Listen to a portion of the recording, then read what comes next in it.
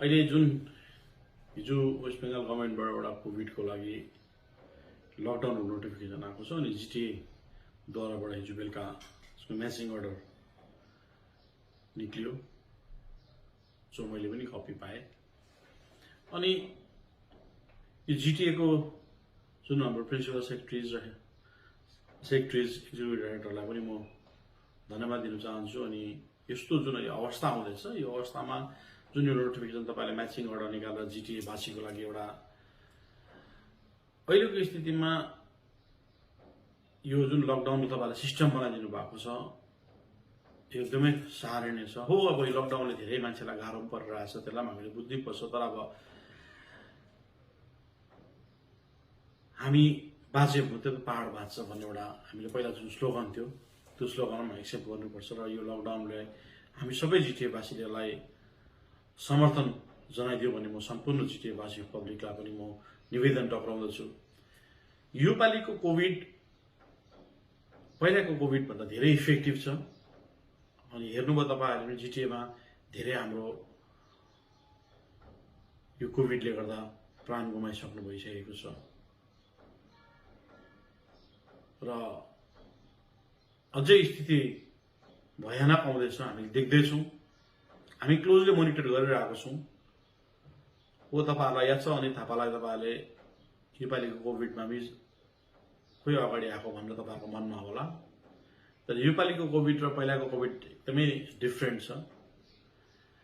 पहिलाको कोभिड हामीले सबै नबुझिकन हामीले काम गऱ्यौँ र सबै मिलेको अनुसार चाहिँ हामीले कोभिडलाई देखि हामी मुक्त हुनु हामी सफल भयौँ। त्यति बेला मनोबल बढाउनु थियो, मान्छेको मनोबल टुटिसकेको थियो र हामी फिल्डमा काम गरेर सबै भएर हामी एनजिओज हामी सबै मिलेर एउटा मान्छेलाई मनोबल बढाएर हामीले यो सक्षम पनि भयो। हेर्नुहोस् योपालिको कोभिड भनेको हामीले मास्क बाँड्ने र सेनिटाइजर मात्रै सीमित छैन। हेर्नुहोस् योपालिको कोभिड भनेको सिस्टमलाई अपडेट गर्नु छ, हामीलाई हेल्थ सिस्टमलाई अपडेट गर्नु छ जुन हामी दिनरात लागिरहेको छौँ। हेर्नुहोस् हो सोसियल मिडियामा हामी टिभीतिर हामी आएको छैनौँ योपालि हामीले। योपालिको भनेको मान्छे आफै अवेरनेस छ। अनि म हाम्रो पहाडवासीलाई धन्यवाद पनि चाहन्छु जुन बजारमा म मान्छे एकदमै पातला देख्छु, दार्जिलिङमा, खरसाङ, कालिम्पोङमा एकदमै पातला छ, आफ्नो कामको लागि मात्रै निलिरहेको छ, मान्छे एकदमै अवेर छ हाम्रो मान्छेहरू। यसको लागि म धेरै धेरै धन्यवाद पनि चिन्छु किन पहाडलाई सबैले माया गर्छ भन्ने एउटा हामीले योबाट देखि पनि सकेको छौँ र हामी हेल्थ सिस्टमलाई अपडेट गर्नुको लागिरहेको छु। हो हुनु त मैले जिटिएको कुनै औदामा छुइनँ, तर पनि मैले मेरो आफ्नो एउटा पब्लिकको माथि दायित्व सोचेर नै मैले काम गरिरहेको छु।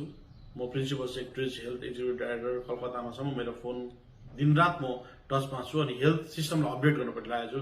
त्यसैले हामीले दार्जिलिङमा सेफ होम हाम्रो रेडी भइसकेको छ, कालिम्पोङमा सेफ होम रेडी भइसकेको छ, खरसाङमा सेफ होम रेडी भइसकेको छ, मिरिकमा सेफ होमको लागि हामी कुरा गरिरहेको छौँ। अहिलेको चाहिँ हामी हेल्थ सिस्टम अगाडि अनि सिलगढीमा हाम्रो धेरै पेसेन्टहरू दुःख भोग्नु परिरहेछ। हामी दिनरात उहाँहरूको सर्भिसमा लागिरहेको छौँ। हाम्रो हेल्पलाइनहरू सबै एक्टिभ छ, एक्टिभली काम गरिरहेको छ। जसले चाहिँ अब कोभिडमा हेर्नुहोस् अहिले यस्तो भइरहेछ कि भइसकेर पनि मान्छेले हस्पिटल पाएको छैन। एकदमै जसले कोभिडमा जुडित छ, इस्युमा जो जुडित छ, जसले कोभिड भइरहेको छ उहाँहरूको फ्यामिलीलाई कति दुःख छ, हामीलाई उहाँहरूसँग हामी कनेक्टिभिटीमा छ र हामीलाई थाहा छ र हामीले उहाँहरूलाई हेल्प पुर्याउने कोसिस र प्रयास गरिरहेको छौँ। यसैले हामीले सबैभन्दा योपालि हामीले बढाउनु पर्ने हेल्थ सिस्टम इन्फ्रास्ट्रक्चर हो, त्यसलाई अगाडि लिएर जानुपर्छ। यसैले हामीले जुन यो त्रिवेणीमा हस्पिटल थियो हाम्रो अहिले 150 बेडेड हस्पिटल हाम्रो अन छ अनि अझै हामी 30 बेड हामी बढाउँदैछौँ। यो विदिन अ विकभित्रमा हामी 30 बेडेड बढाउने हाम्रो जिटिएले त्यसलाई बढाउने प्रयासमा लागिरहेको छ अनि बढ्छ पनि। हेर्नुहोस् एक हप्ताभित्रमा हामी 180 बेडेड त्रिवेणीमा हामीले त्यो फेसिलिटिज जिटिएको द्वाराबाट हामी पाउँछौँ। प्रिन्सिपल सेक्रेटरी र हेल्थ टिमलाई म धन्यवाद दिन चाहन्छु। अनि 30 बेडेड त्रिवेणीमा अक्सिजन फेसिलिटिज बेडेड अहिले चालु छ अनि 6वटा सिसियु छ जो अक्सिजन फेसिलिटी छ त्यसमा पनि।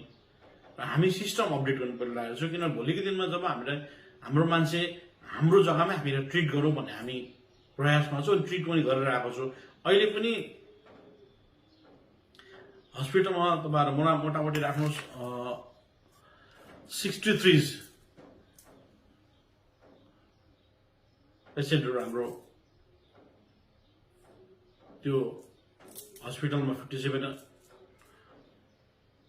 कोभिड पेसेन्ट छ, 63 बेड अहिले पनि हामी भ्याकेन्टमा छौँ। र हामी हेल्थ सिस्टम अपडेट गर्नुपट्टि लागेको छौँ। हेर्नुहोस्, हाम्रो मान्छेहरू गर्मी खप्नु सक्दैन, सिलगढीमा गएर त्यो सिस्टममा काम गर्नु उहाँलाई धेरै गाह्रो पर्छ, कतिवटा ठाउँमा ल्याङ्ग्वेज प्रब्लम हुन्छ। र हामी जति सक्दो हाम्रो जग्गालाई सक्षम गर्ने प्रयासमा छौँ यो लडाइँमा। हेर्नुहोस्, र यसमा सबैको तपाईँहरूको सहयोगको जरुरी पनि छ अनि तपाईँहरूले सहयोग पनि गरिरहनुपर्छ। अनि सबैभन्दा हेर्नुहोस्, हाम्रो जो जिटिएको हेल्थ वर्करहरू छ, नर्सिङ स्टाफहरू छ, डक्टर्सहरू छ, उहाँहरूले दिन रात एक गरेर आफ्नो ज्यान जोखिममा लाएर उहाँहरूले हाम्रो पहाड बचाउनको लागि उहाँहरू अगाडि लागिरहेको छ। यसमा चाहिँ हामीले के बुझ्नुपर्छ भने जति पनि हामी मास्कहरू बाँडिरहेको छौँ, सेनिटाइजरहरू बाँडिरहेको छौँ, उहाँहरूले पनि आफ्नो धर्मकै काम गरिरहेको छ, उहाँहरूलाई धन्यवाद दिन चाहन्छु म। तर मास्क बाँड्दाखेरि हामीले सेनिटाइजर बाँड्दाखेरि हामी कति मान्छेसँग कनेक्टिभिटी हुन्छ हेर्नुहोस्।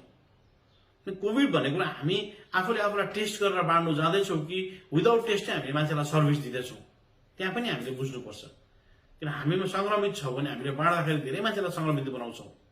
र पहिला हेर्नुहोस्, पहिला मास्क थिएन, पहिला सुरुको कोभिड एकदमै मास्क हाम्रो सेनिटाइजर क्राइसिस थियो मार्केटमा र गभर्मेन्टले धेरै हामीलाई मास्क दियो, सपोर्ट गर्यो, बाँड्यौँ। र अहिले सबैतिर मास्क सेनिटाइजरहरू प्रशस्तै मात्रामा बजारमा मार्केटमा पनि पाउँछौँ, कतिजनाले किन्नु जसले उहाँहरूलाई बाँडिरहनु भएको छ उहाँलाई धन्यवाद दिन्छु। तर जति पनि भोलिन्टियर्सहरू छ उहाँलाई रिक्वेस्ट गर्छु, हामी बाँड्नुभन्दा अगाडि चाहिँ पहिला आफूलाई टेस्ट गराउनुहोस्। तपाईँ कोभिडदेखि मुक्त हुनुहुन्छ भने तपाईँहरू पब्लिकमा गएर बाँडिदिनुहोस् भनेर सबै कुरो हामीले सोचेर गर्नुपर्छ। किन हेल्थ वर्करहरूले जुन उहाँहरूले रिस्क लिएर आफ्नो रिस्क लिएर हामीले सर्भिस दिइरहेको छ, त्यो चिजलाई अझै हामीले प्रब्लममा हाल्नु हुँदैन हामी जस्तो लाग्छ मलाई। अनि सबैभन्दा मुख्य एउटा मेसेज दिनु आएको के हो भने भोलि इलेक्सनको रिजल्टको काउन्टिङ छ अनि अहिले काउन्टिङ भन्दा पनि कोभिड स्टुडेन्ट इम्पोर्टेन्ट हो। हेर्नुहोस्, जित हार त हुन्छ प्रत्येक इलेक्सनमै, तर म मेरो जति पनि पार्टी वर्कर पार्टी क्याडरहरूलाई रिक्वेस्ट गर्छु, दया गरेर भोलिको रिजल्ट सबै जति सक्दो चाहिँ घरमै बसेर सुनिदिने म निवेदन गर्छु। हो, एउटा गभर्मेन्टले जुन प्रोटोकल र नियम एउटा काउन्टिङको बना त्यसमा फलो गरेर हामी काम गरिदिने। र कसै पनि हामी जस्तै दार्जिलिङको इलेक्सनको जति पनि रिजल्ट छ हाम्रो आफ्नो समष्टिमै बसेर तपाईँहरूले सुनेर समष्टिमै तपाईँहरूले बस्दिने म निवेदन गर्छु। दार्जिलिङ बजारमा भिड नगरिदिउँ।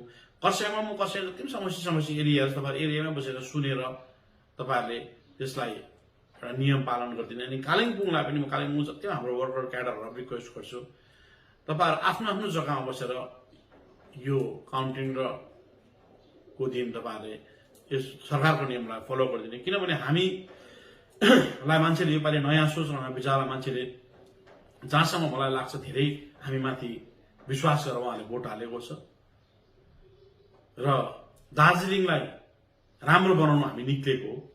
र दार्जिलिङलाई राम्रो बनाउनलाई अहिलेको जरुरत भने दार्जिलिङमा भिड बनाउनु हुँदैन। हामीले हेर्नुहोस्, जितमा हामी मात्तिनु हुँदैन, हारमा हामी आत्तिनु हुँदैन भन्ने एउटा पहिलादेखिको एउटा स्लोगन छ। यो स्लोगनलाई हामीले फलो गरेर जानुपर्छ।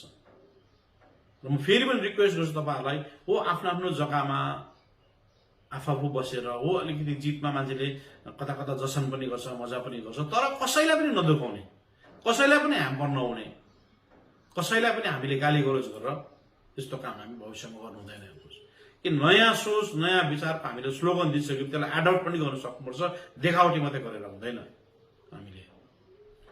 त्यसैले हामी जितेपछि पनि यो हामी बदलाको होइन बदलावको भावना लिएर निक्लेको मान्छेहरू हामी सबै, र यो चिजलाई हामीले मनमा राख्नुपर्छ। अनि दया गरेर म सबैलाई रिक्वेस्ट गर्छु, हाम्रो क्याडर वर्करहरूलाई पनि सबै पार्टीको वर्कर क्याडरहरूलाई पनि रिक्वेस्ट गर्छु, यो जित र हार त हुन्छ। हेर्नुहोस्, यसमा कहीँ पनि अशान्ति नहोस्। पहाड गाउँघरमा पनि म सबै रिक्वेस्ट गर्छु, तपाईँहरूले पनि गाउँघरमा हाम्रो क्याडरलाई म रिक्वेस्ट गर्छु कहीँ पनि झै झगडा नहोस्। अनि सबै पार्टीको वर्करहरू क्याडरलाई म रिक्वेस्ट गर्छु कहीँ पनि झै झगडा नहोस्। लिडरको लागि तपाईहरू वर्करहरू झगडा नपर्नुहोस्। कोही लिडरको लागि तपाईहरू गाउँमा अशान्ति नगर्नुहोस्। र हामीलाई पहाड बनाउनु छ, पहाड अगाडि लानु छ। योपालि हेर्नुहोस् 86 देखिको अहिलेसम्म एउटा नयाँ इतिहास पहाडले रच्नु जाँदैछ। योपालि पहिलोपल्ट भयो पहाडमा कि पहिलाको भोट भनेको 6 महिना अगाडि माटो र जातिको गीत बस्थ्यो अनि हामी त्यो गीत र त्यसमा डुबेर भोट हाल्थ्यौं। अनि योपालि पक्का पहाडको एउटा परिवर्तन, पहाडको विकासको लागि भोट भएको छ, पहाडलाई अघि लाने एउटा भोट भएको छ। यसैले यसमा सबैलाई रिक्वेस्ट गर्छु, यो चाहिँ हामीले सोचेर बुझेर भोलिको दिनलाई पहाडमा कहीँ पनि अशान्ति नहोस्, पहाडमा कहीँ पनि भिडभाड नहोस्। अनि सबैलाई फेरि अहिले नै म पहाडवासीलाई शुभकामना र शुभेच्छा दिन्छु कि हाम्रो पहाड राम्रो पहाड बनाऊ सबै मिलेर। र अनि कोभिड जुन इस्यु फेरि एउटा नयाँ रूप लिएर आउँदैछ, हामी जसरी युनाइटेड भएर फाइट गर्यौं हिजोको दिनमा, हामीले जात धर्म रङ सबै भुलेर हामी एक भएर काम गर्यौं, भोलि पनि हामी सबै एक भएर काम गरिदिने म नम्र निवेदन